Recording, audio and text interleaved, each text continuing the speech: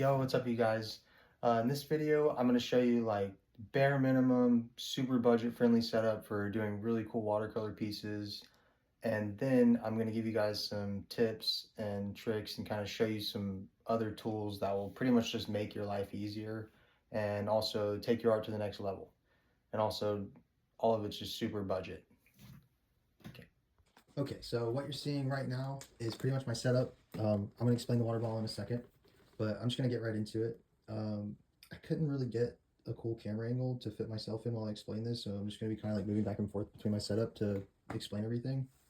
But so getting started, like the bare minimum of what you will need to make, pieces like this, pretty decent pieces, is, you want to obviously have, a watercolor set.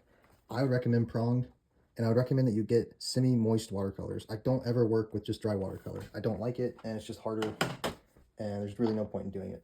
Another thing you're gonna need is one of these new water brushes. I picked up a pack of these at Walmart for like $5. You can get other brands, it really doesn't matter. You just want a water brush that really like pulls out a lot of water, because basically with these now, you can just create washes so fast and so much more efficiently. And yeah, it just makes your life so much easier.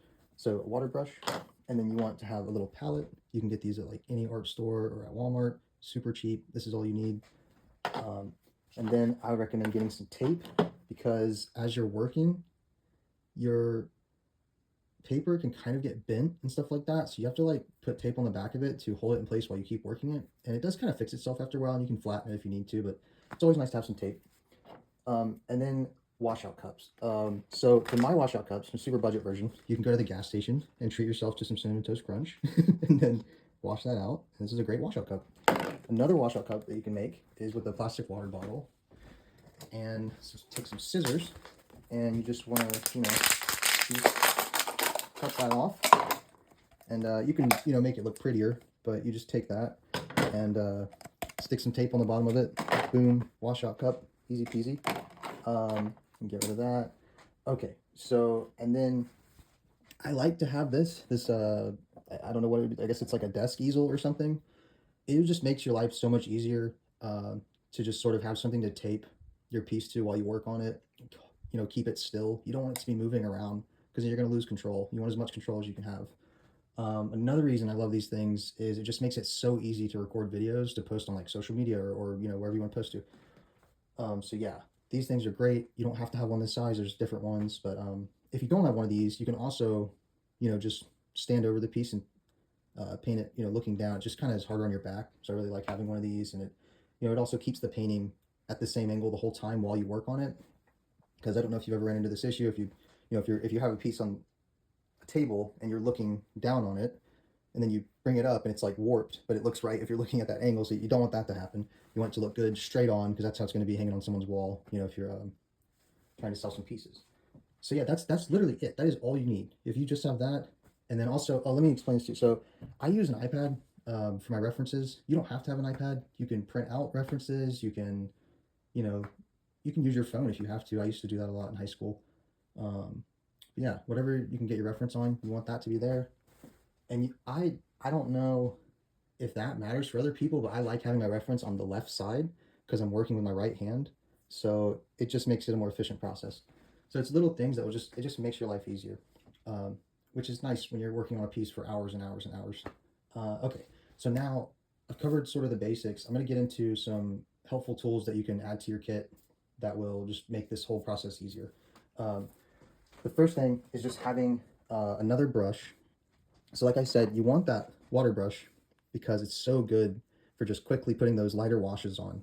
And then once you have those lighter washes in there, you want a brush like this. I don't know if it'll focus on this, but just, one with like a really, really fine tip.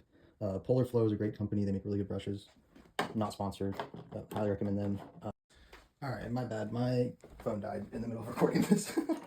So I'm gonna pick up where I left off. You want the extra brush because after you wash everything in, you can use this to get in those tighter spaces, add like really fine detail. And also the only downfall of the water brush, since it's just constantly pushing water out of the tip for the most part, is you're gonna have trouble like filling in really dark patches of stuff. Like, like this piece, for example, like filling in like really dark areas like that and down here. It takes forever with the water brush because it's going to wash everything out so much. You can still do it, but better just have the extra brush. That way you can just like dip right into like a heavy glob of watercolor and just get that over with real quick. Like I said, it's more efficient. You'll be hearing me that's kind of the reasoning behind all this stuff is just make the process easier, make it more efficient, make your life easier. Yeah. Okay, moving on. I'm gonna actually mention this part last. Okay, so next thing is just having a pencil. I am mentioning this specifically because these new pencils that I guess Papermate makes, I'm sure other brands make them, but I think it's smart to use a mechanical pencil because, like I said, just it's more efficient, saves time. You don't want to sit there and like be sharpening everything.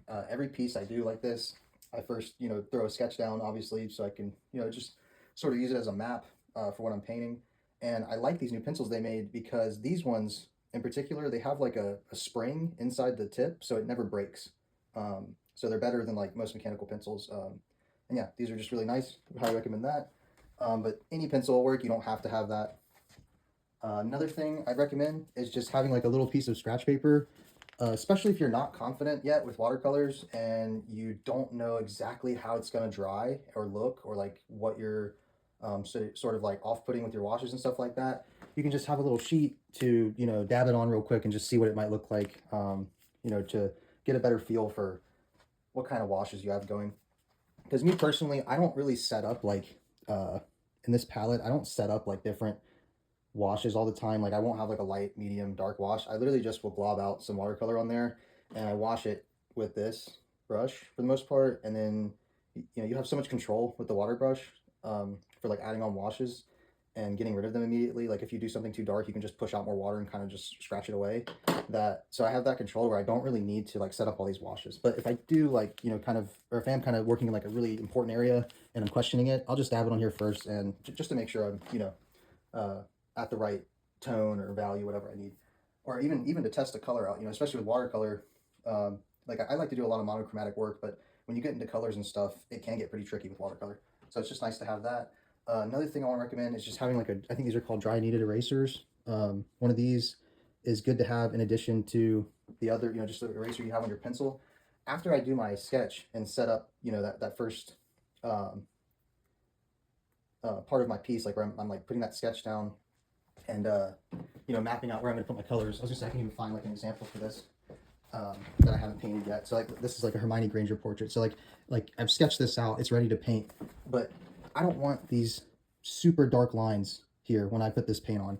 It's gonna start getting more messy, all that. And with a regular like pencil eraser, you can lightly erase everything, but you can do it so much faster with one of these. Like you just roll it over the thing, the whole piece like that, and it'll just sort of lighten the value of all the pencil you have on there. So that way you still have your map, and then when you go to put the paint on, you won't even see it. And anything that you do see left over, you can just erase after it all dries up. Okay, and then last thing, it's a cool little trick, is having a white charcoal pencil. So these work really good on top of watercolors, especially if you want to add highlights, like really, really detailed highlights. Any kind of like animal portrait where you need to add like really tiny whiskers or really thin whiskers, stuff like that. You can sharpen this up and overlay those on top of the watercolor. Or, also if maybe like you sort of overwashed a spot that you need to lighten back up, you could maybe save it with this. Another trick for that is just going on top of it with like a Posco marker or a paint marker. But yeah, that's really it. That's all I use for all my pieces. And I just have this here. This is just like an old electrolyte drink mix packet. I just throw my palette in here if I'm like not trying to wash it out or take a break or something. Mainly because I have cats and I don't want them to like lick the paint or drink it on accident. But yeah, that's really all I use. And this setup is really great for me because it's just so simple and so easy. And like I've gone traveling before, and I'll just take this and my palette. I'll just take this, my palette, and my paint and a sketch pad, and then I can literally do whatever I want, or a pencil. Sorry, you can just do whatever you want. Going back to what kind of watercolor I'm using, like I said, I like to work with semi-moist watercolor, but I've ran through the black on this prong set. So I picked up this. I've been working with this lately. It's just like a random watercolor tube, which is kind of the same thing. It's just like a tube of semi-moist watercolor. And these are really nice too. You can kind of get a lot out of that. And yeah, but I'd highly recommend getting the prong semi-moist set. They have the best watercolors. I mean, I miss having the black from their set. But unfortunately, when I tried to reorder a refill off Amazon, it came in like a weird color. It wasn't the same black. So I don't know if they fixed that yet, but if not, you can just pick up like a tube of watercolor from most art stores or online. Another thing I wanted to mention, if you want to kind of like make videos or is having a little tripod. Just like how I'm recording this video, the tripod works great with this setup. You have your reference on the left, you focus the tripod on the middle, and then you can sit here comfortably and kind of just paint away. Another good thing to have is a light. You can use natural lighting. That works really great. Like if you're working in the daytime, it's just as good as any other light. If not, you can get really nice lights off Amazon, like little lamps, and for a reasonable price. But yeah, I hope you guys found this video helpful. Like I said, this is super budget. I mean, I think even if you include the light and this table or this canvas thing, this shouldn't be more than like $100. Like with the like getting like a sketch pad, the watercolor set, the two brushes, a pencil, tape, light, the little easel. You could get everything for under $100, honestly. But without the light, you're looking at like under $50, which really isn't that bad at all. Because with just like a sketch pad like this, you can put out a ton of pieces and make some really cool stuff. But yeah, hope this helped you guys out. If you guys want me to go into more depth on like anything, or if you guys have any questions, feel free to leave a comment below, or I can make another video explaining some things. I could probably make a video on like how start a piece out, how to sketch something to paint it rather than just like sketching it, because that's really important when you're setting yourself up, because you want to kind of be using that sketch as a map the whole time while you're painting.